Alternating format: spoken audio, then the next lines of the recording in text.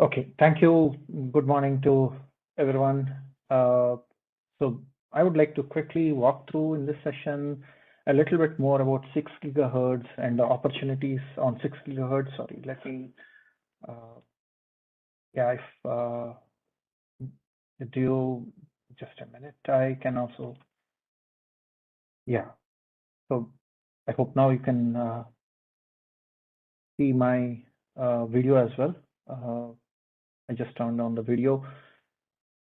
Yeah, with that, so quickly we will walk through some of the opportunities and challenges on the 6 gigahertz in this session.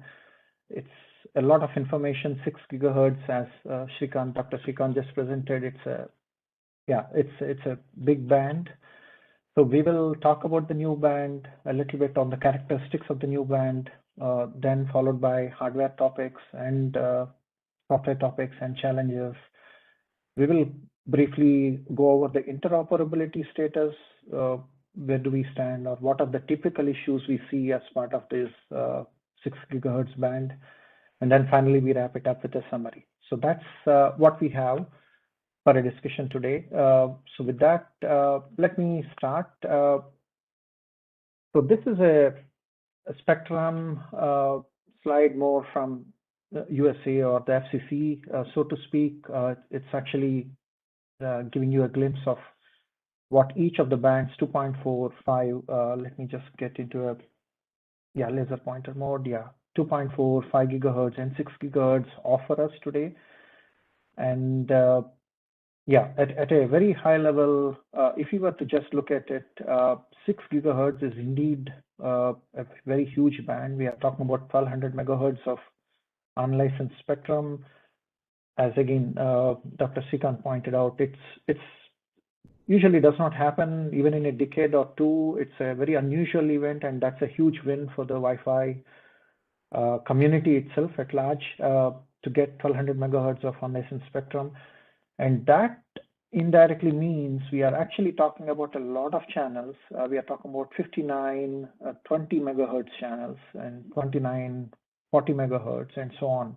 Now, if you were to go to the interesting one, which is 802.11ax, we talk about 160 megahertz as the main channel. We are talking about 7 160 megahertz channels. And the interesting part is none of them have actually DFS or radar. These are really pristine channels where we can actually put them to good use. We have other kinds of detection topics, which we will talk in a minute, but 7 160 megahertz channels is a pretty wide band. And if we go up to the 320 megahertz, which will be a part of the 11BE standard, the upcoming 11BE standard, we are talking about 320 megahertz wide channels. So that's a lot of bandwidth.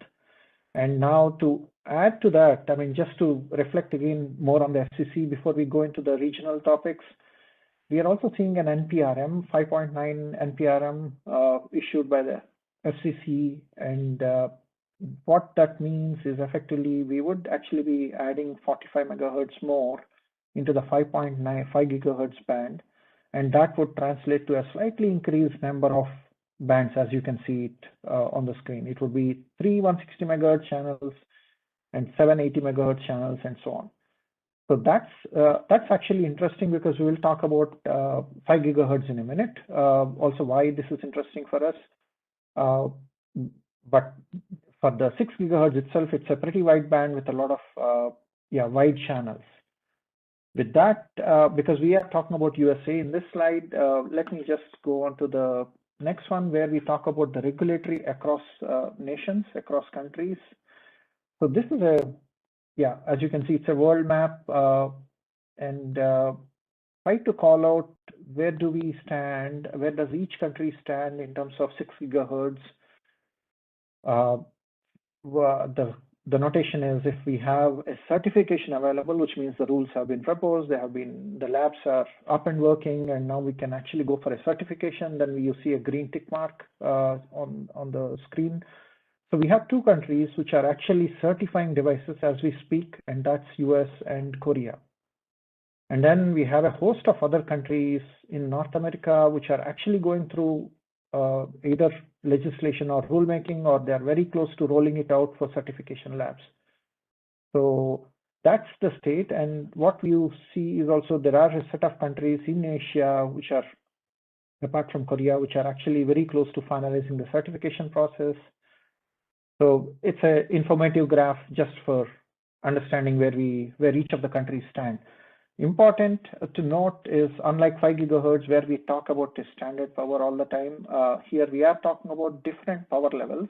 The low power indoor comes in. Standard power is SP, what we call as SP or a standard power.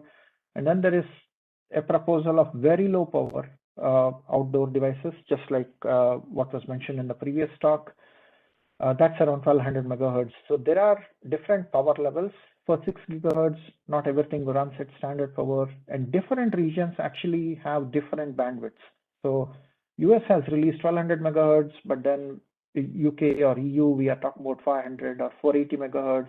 It's slightly higher.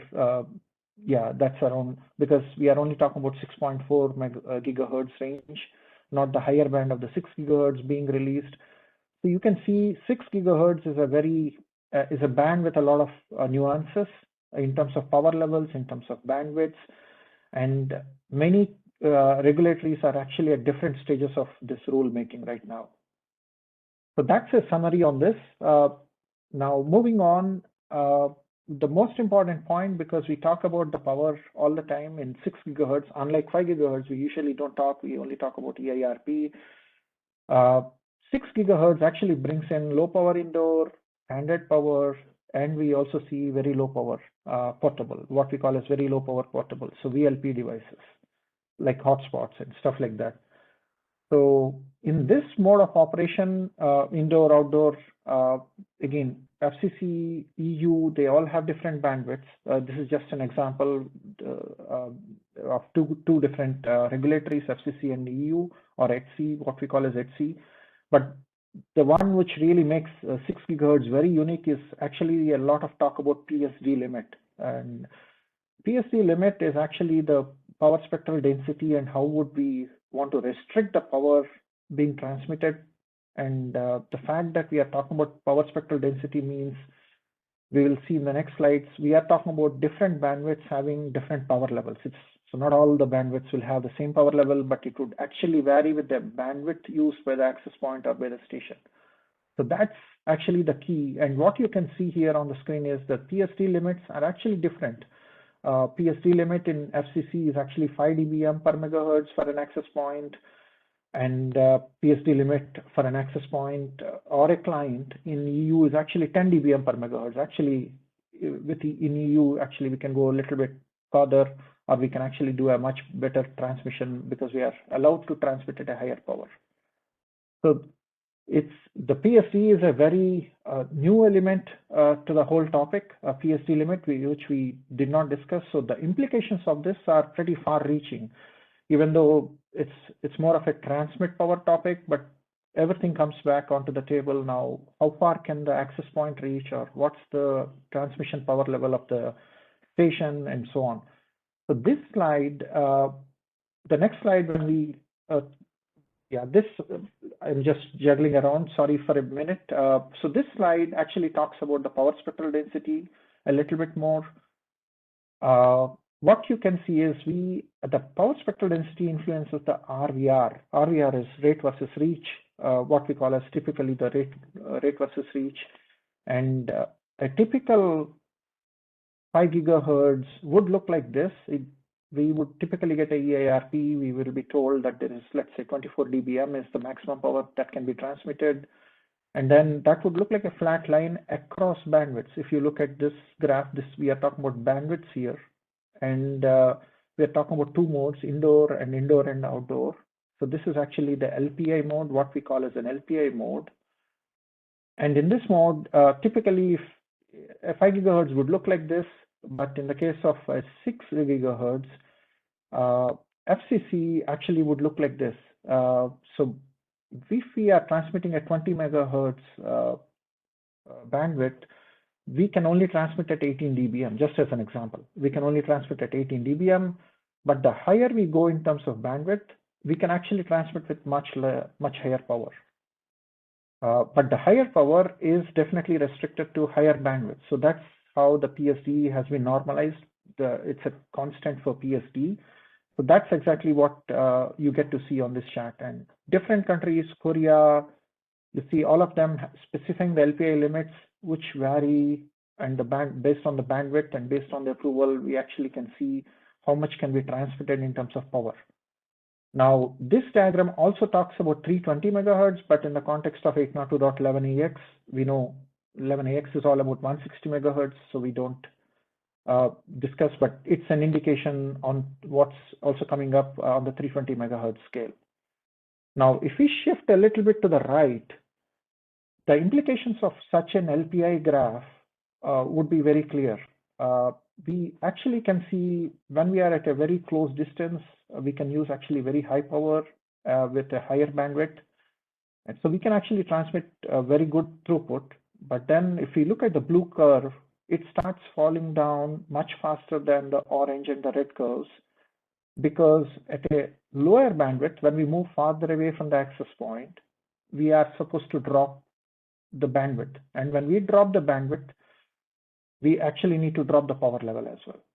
So it effectively means when we actually, in 6 gigahertz, when we are actually going towards 20 and 40 megahertz, you will see a steeper fall. So we will see the curve, the rate versus reach graphs actually terminating faster in 6 gigahertz compared to others.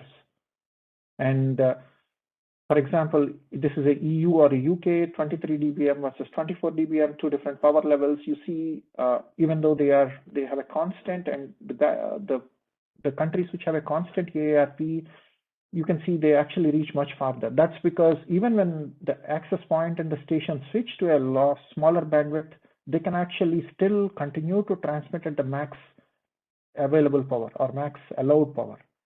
So that's the difference. And yeah, so in the interest of time, we will skip the below graph, but the main implication of this would be, if we are building a mesh network, we cannot assume that it's all going to be the same like 5 gigahertz. When we are actually going farther away from the main mesh, when the extender is moving away or when the station is moving away, the 20 and 40 megahertz would fall much more drastically if we are in 20 and 40 megahertz. So a mesh makes a lot of sense for 6 gigahertz when we are actually in the zone of 80 and 160 megahertz, but after that you see a rapid fall. So if we are actually deploying a mesh network, then that's something we need to consider for 6 gigahertz. The reach has to be relooked at, and then appropriately the network has to be provisioned. So that's on the PSD influences on the RVR. Now, if we just go back to some of the other hardware challenges we have, so we also discussed in the previous talk, we also discussed the incumbent services. Actually, this is a slide which calls out, even though we say 6 gigahertz is completely unlicensed and free, different countries actually have licensed activities happening in those 6 gigahertz. So there are already, we know, for example, all the satellite feeder bands. We had all this discussion when the 6 gigahertz was getting released by the FCC, but there are also smaller ones like, broadcast auxiliary services, which actually happen in Uni 6 and Uni 8. So it is broadly an unlicensed band, but there are some licensed services which we need to account for. So this is for example, for FCC, this is an FCC diagram, and we need to make sure we detect those services and take the appropriate actions. For example, some of them could be vacating the channel, moving to a different channel. It's something similar to what we do usually for a DFS or a radar in 5 gigahertz. So that's one of the challenges in 6 gigahertz. We need to still detect the incumbent services and act according to the whatever regulatory specifies to us. So that's the first one. And then we discussed the PSD limits. The second part of it is we also now talk about 5.9 gigahertz as a new spectrum. What you see on the left side of the screen is there is a new rule coming up in US where 45 megahertz of additional spectrum is actually getting released, and that would make Uni 4 actually as a new 160 megahertz band. This whole band, because it was 115 megahertz, And now 45 megahertz going through an NPRM would mean we will actually get a new 160 megahertz band in 5.9 gigahertz.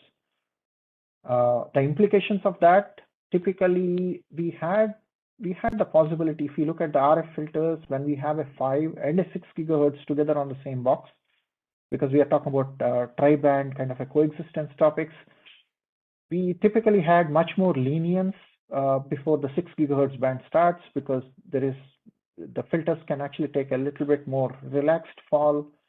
But if we were to actually capitalize on the 5.9 gigahertz, then we actually need a much more steeper roll off from the RF filter. And that's important if we want to actually completely benefit from the 5.9 gigahertz as well as keep most of the 6 gigahertz spectrum for use. And why would this be interesting? Why is 5.9 gigahertz interesting? That's exactly for the same reasons what we discussed before. The PSD limits, when this 45 megahertz gets released, we are not talking about PSD limits anymore, because this is actually 5 gigahertz spectrum. So we can blast as much power as we want, as approved by the regulatory, but it's not PSD constrained. So actually this band makes it very interesting for actually having more repeaters and mesh extenders and stuff like that, because the PSD limits won't hurt. So those are some of the challenges on the 5.9 gigahertz and 6 gigahertz hardware topics. Now let's take a look quickly at the software topics. Now, many of you are experts, so we don't need to go through it in a lot of detail. The most important thing for everyone to appreciate is 802.11ax with 6 gigahertz is actually a very green channel. It's a green field. We don't have any of the 11B, 11N, 11AC to be supported in 6 gigahertz, which also means we are actually not allowing anyone else to transmit except for 11AX stations right now, 11AX right now, and then 11BE going forward. That removes a lot of clutter from the air.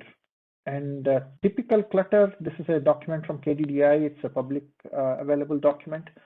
You can see the amount of time spent for management frames on 2.4, for management frames on 5 gigahertz. And this is because of all the legacy frames which need to be supported, legacy beacons which need to go out. Most of this actually goes away in 6 gigahertz because we are only talking about 802.11ax, and we are not talking about anything else in 6 gigahertz band. So it's a very pristine band. But that also brings us to a new set of challenges. The challenge is that actually the channels are so high, even for a station to scan all the channels would take a lot of time and would be very draining on the battery. For example, if it's a battery powered mobile device, it would be draining on the battery. So the 6 gigahertz standard actually came up with some nice provisions to actually accommodate these wide bands.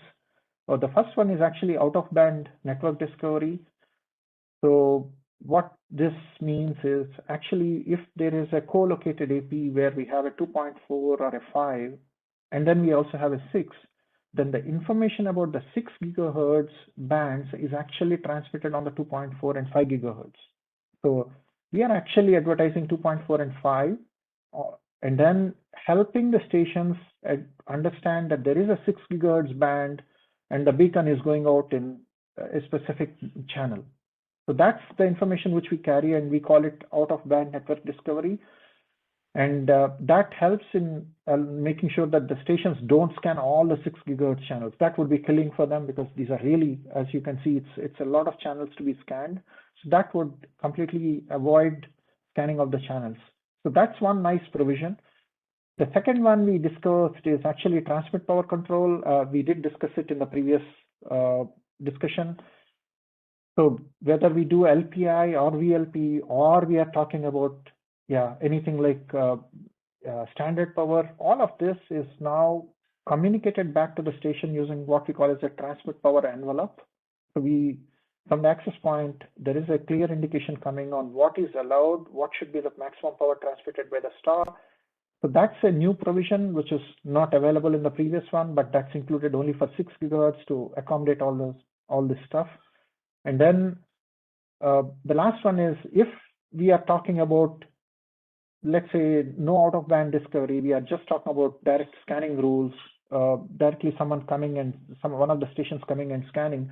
So there is also a provision to actually indicate what are the preferred scanning channels. So we actually make one out of every four 420 megahertz as a preferred scanning channel, so that the station does not need to scan all the channels and try to understand where the access point is, but it can be far more optimized for the station.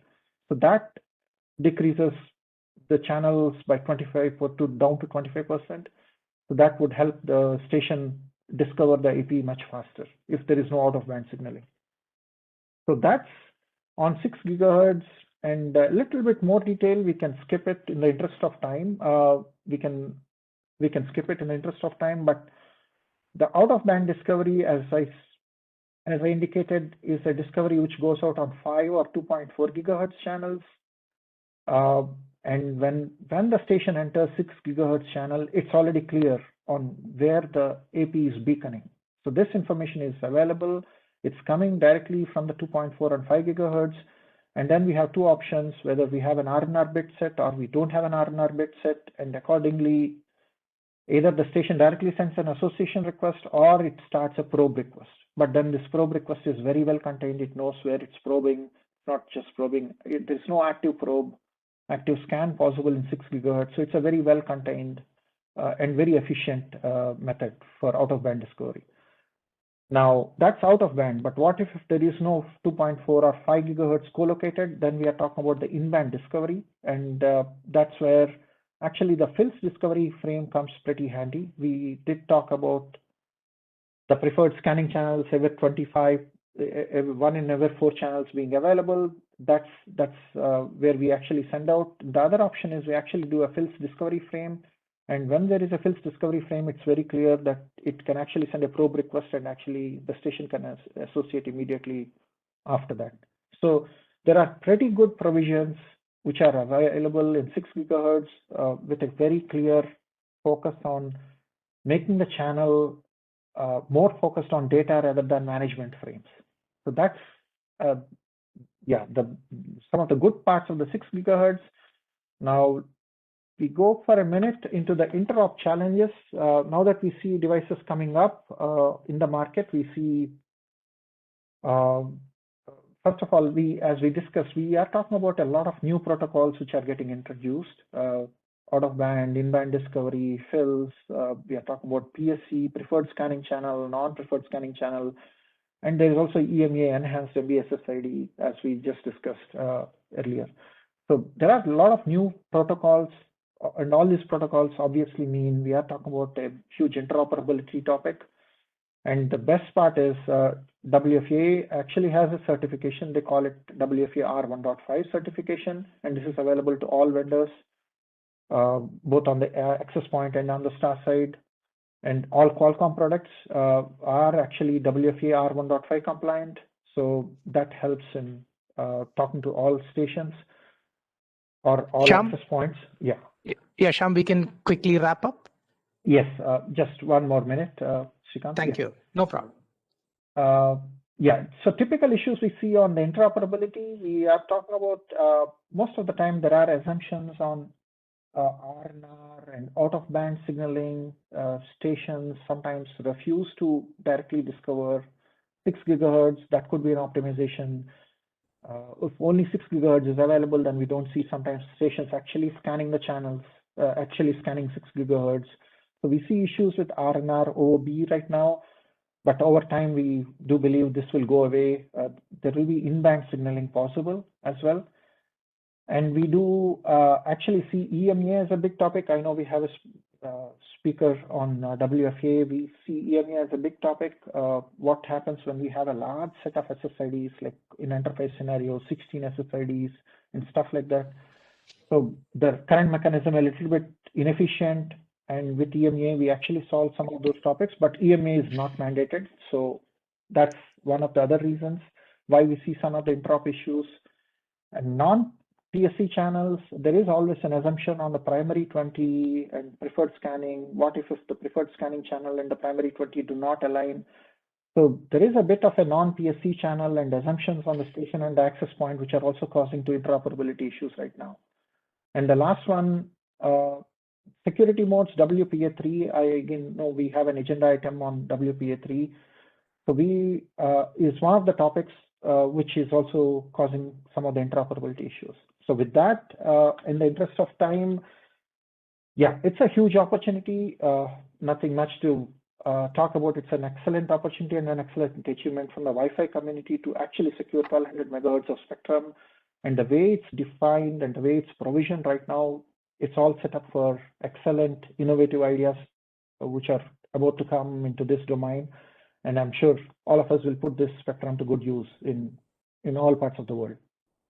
Yeah. Thanks, Syam. Thanks for finishing. There's one question that as a host, I'm able to see from Ritesh, but this is not directly connected to 6 gigahertz. So I'll not bring it up here. Ritesh, we'll answer your question offline. This is about TDD synchronization of access points. Anybody else has anything? I've been told by my co-host that maybe some questions have come directly to presenter. You can just check the Q&A in case you get any, Syam.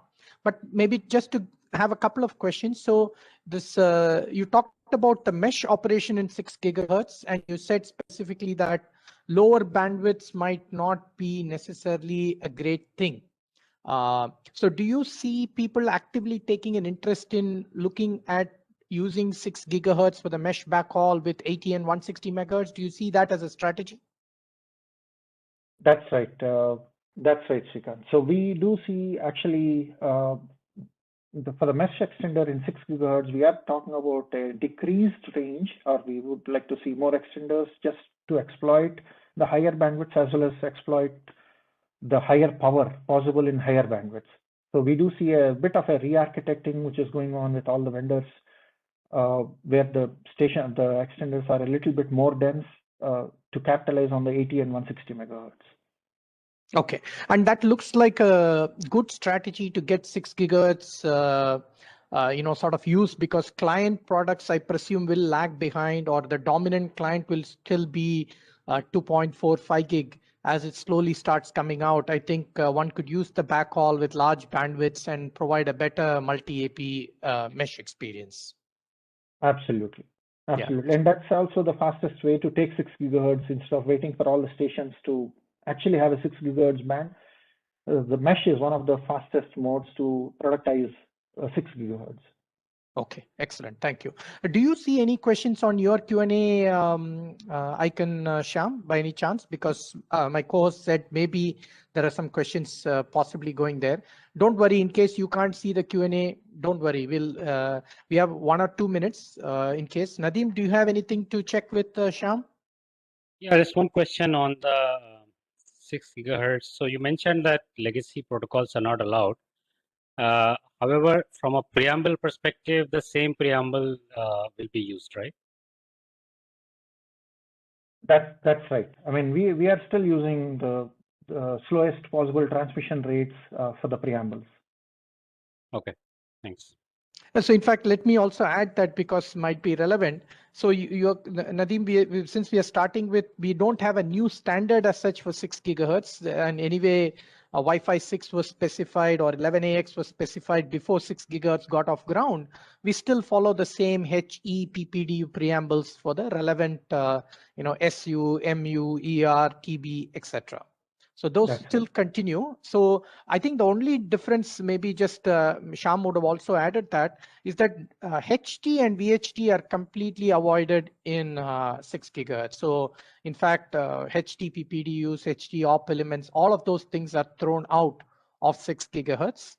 Legacy is used for a few cases like the beacons, RTS, CTS, maybe block AX, etc.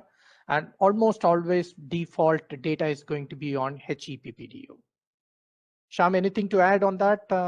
No, that sounds good. Yeah, good.